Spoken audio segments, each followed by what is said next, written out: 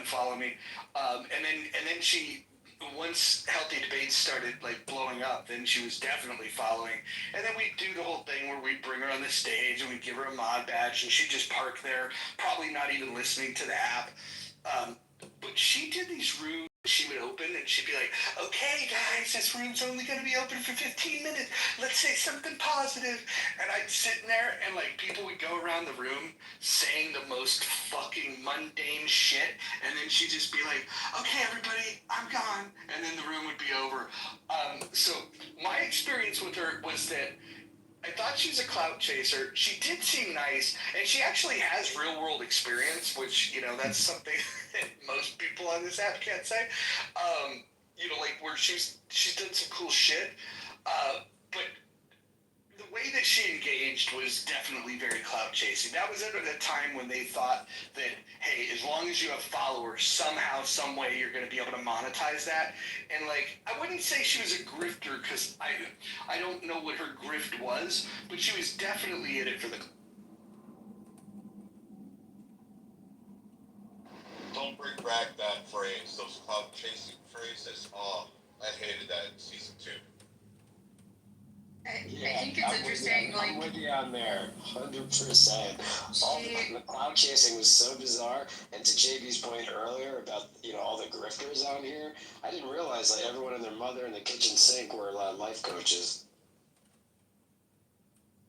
Yeah, there are definitely those things. I will note like a couple of times that I've seen Eric Weinstein on the app. It was in Cammy's rooms.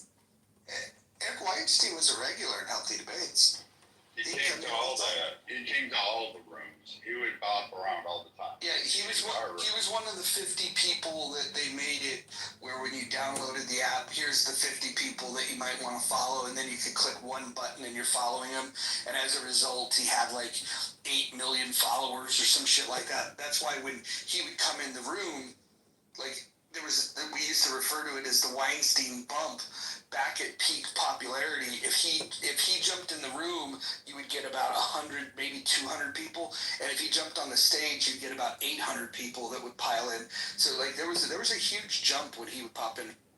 What was his deal again? Was he a big financial guy? What was he used to work for Teal,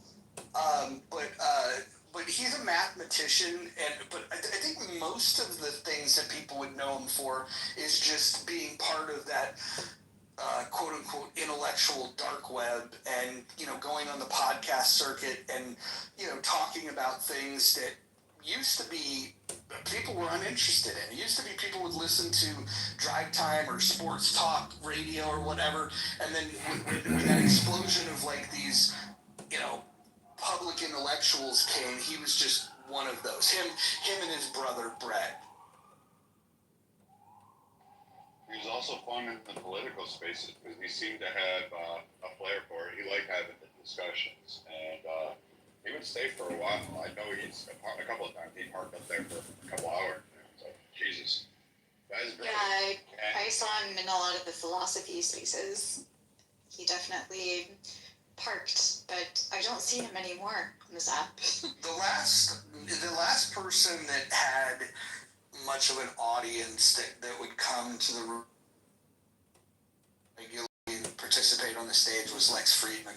He's probably the last of the celebrities that, if you want to call him that. He would sometimes randomly appear in Cammy's spaces. Lex just didn't like the recorded part. He did not want to be recorded. What Lex appreciated about... What did he do? Lex Friedman's a podcaster. He's an engineer. He's if you listen to him, some people love him, some people hate him. He speaks very slowly. He likes to get people on his podcast and get into some pretty deep conversations.